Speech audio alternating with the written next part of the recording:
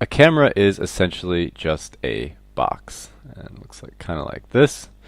And on the front end of the box, there is a hole. You might recognize it more having a piece of glass in it, but in essence, it is just a hole.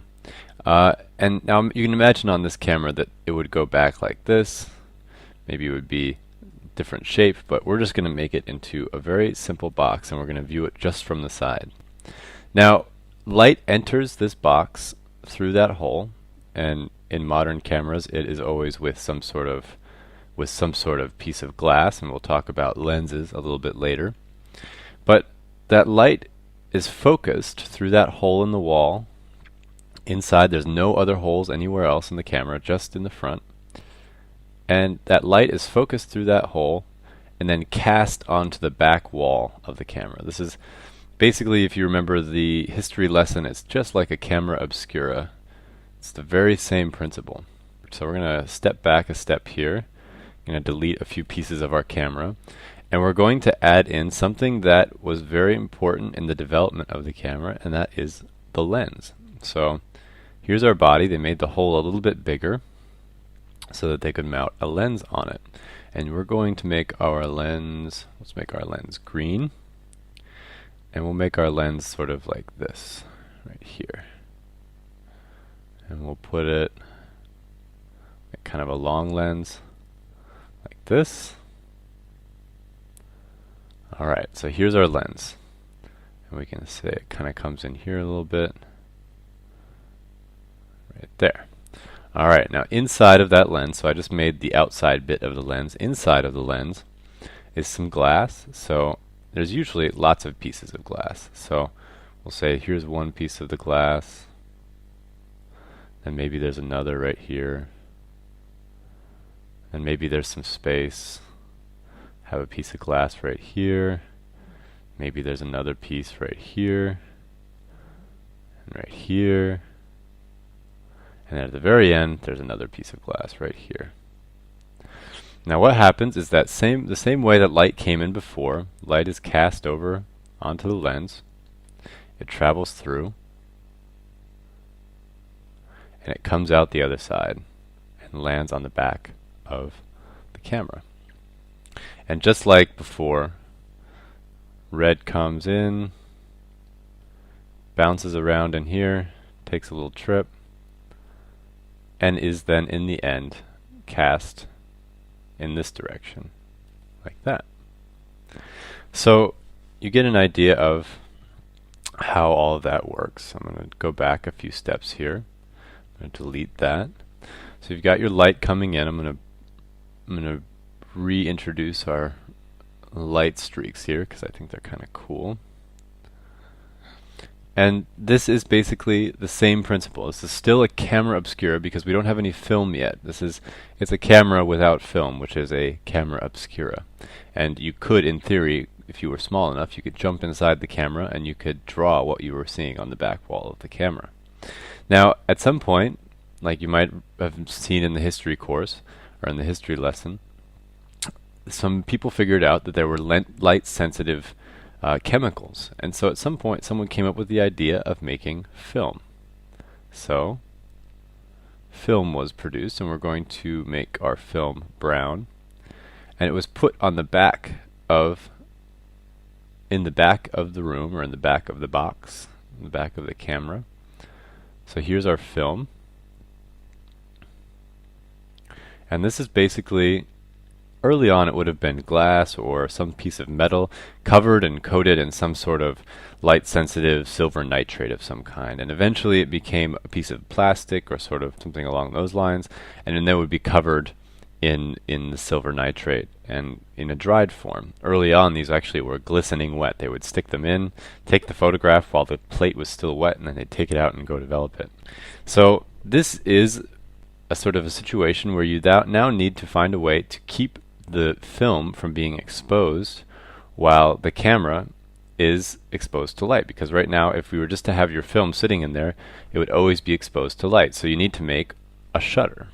Early shutters were actually often inside of the lens, and there was just like a little door that you would pop open, the light would come in and it would hit the film, and expose it, and then you would pop it back down, and the light would stop, and that was your shutter.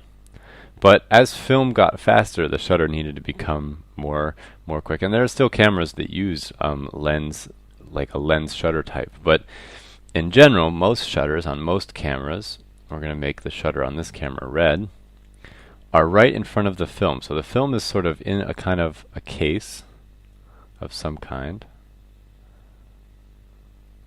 Something like that. And then in the front, there's basically a big door. And sometimes it's a series of tiny little doors that all open at the same time, something like this. And they're all kind of connected. And so when the picture's being taken, all of these, sort of like the blinds in a window or something, they all pop. They all pop forward or pop down, however the shutter works, and they slide. And they slide down, and then they pop back up into place. So it's kind of like almost like those kind of blinds that you have on your windows that you can open and close by twisting the handle. It's sort of a similar situation, but at the same time, as they're sort of changing their horizontal tilt, they're also sliding up and down, and that basically creates like a very small moment where light is then cast on the film. So your film is protected from being exposed, and then it's exposed to the light, and then it's closed to again. So this represents then the basics of photography. These are the most essential elements to a camera. There's also the problem that you can't necessarily control the amount of light coming in with this lens. You just have a set amount of light that you always have to work with. That brought about the idea of the aperture. Aperture is kind of a little bit more of a confusing concept, and we'll talk about it more in another lesson. But basically what aperture is it's kind of like shutters for your lens. And often that piece of machinery is either here in the lens, so like right where my arrow is, or kind of more forward. And we'll make ours up here because we just have space for it. I didn't leave space back here. From the side it would look something like this. From the side it would just look like a little hole. And basically this is a piece you would twist like sort of a wheel on that's on the outside of your lens, and it will close and open this window. So from the front, if you were to look at the front of this piece right here, you have your lens, and then you have what are called blades, and they're all sort of going like this, and there's a little hole in the middle. And as you turn this right here, this sort of grip, as you turn it, this hole gets bigger and smaller. So you can control the amount of light that's coming in. It's sort of like opening and closing the shades on a window. And this has the effect of allowing more or less light in, which has lots of purposes and lots of uses. Sorry, and we'll explain those later on when we start talking about aperture more in depth. But just so you know, that is how aperture works. So I'm going to delete our little diagram here. So we've got aperture. Now comes the problem of the viewfinder. Now we're not exactly sure how we're going to see all of this. Now we're going to make this camera into what's called an SLR. Now there's lots of different types of viewfinders. The early viewfinder was just basically two squares. So you'd just make two little squares on the top of the camera, and you would then with your eye you would make these little boxes so that when you looked through it over top of the camera, you would see about what your lens would see.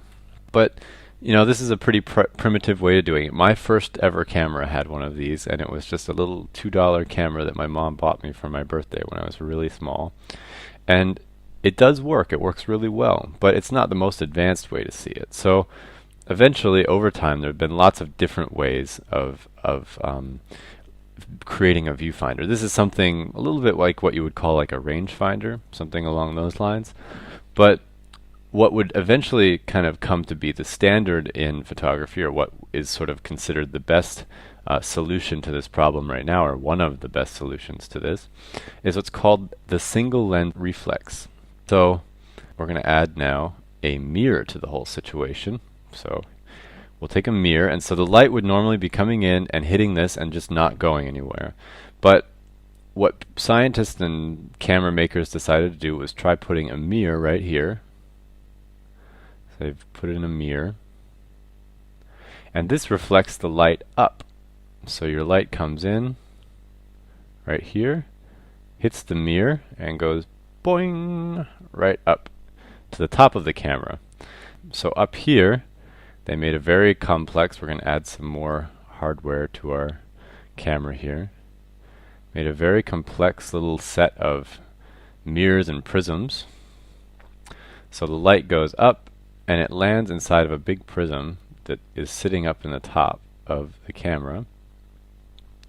And I'm not exactly sure how the light bounces around. There's some good diagrams of it online, but you take your eye, here we've got our eye again, and it's looking into this. There's a hole right here, and it's a little window that looks right in to this, and basically the light is going boing, hitting the mirror, going up into here, bouncing around a little bit. Now this is not accurate, obviously. I didn't do a very good job on this.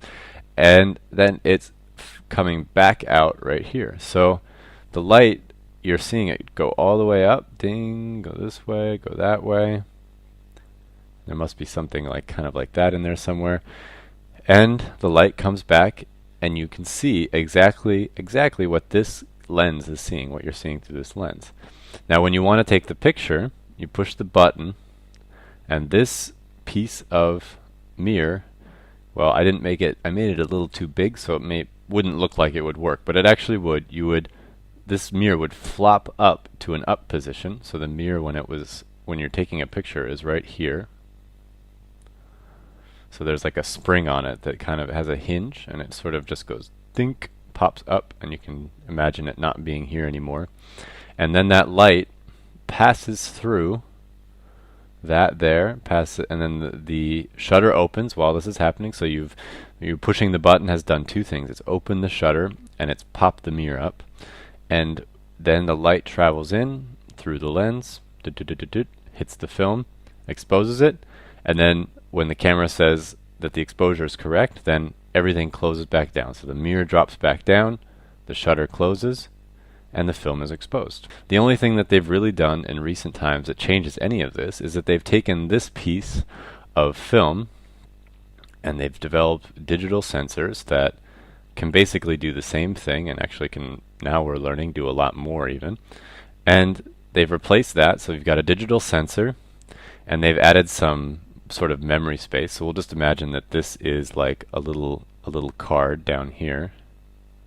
This is what you save your files on. So the light comes in, hits the digital sensor, and the digital sensor is just like a little series of electrical nodes that sense the light, and then they pop out bunches of ones and zeros, and they go through. We'll put a little computer in here. So there's a little computer here, right there, and the information goes dunk, dunk, dunk, dunk, dunk, into the computer. Computer processes it, saves it as a file, and drops it into your card. And your picture is now here on your card. And then you take that out, put it in your computer, and use it. But sometimes you won't maybe have a mirror here. There's lots of different ways of doing this little part here, but this is basically how it works. They've added also in recent years screens. So on the back you've got, even with the early digital cameras, you have a screen, just a TV version of this. There might be some sort of, either the shutter is a different kind of shutter, and the sensor is always exposed to the light, and so you're seeing directly what the sensor sees, or they have some sort of system that does the same purpose of taking this light that you're seeing, and then instead of displaying it up top, they just display it on a screen. So that was our lesson for today. If you want to find more lessons like this or more courses like this, go ahead and check out our website at allversity.org.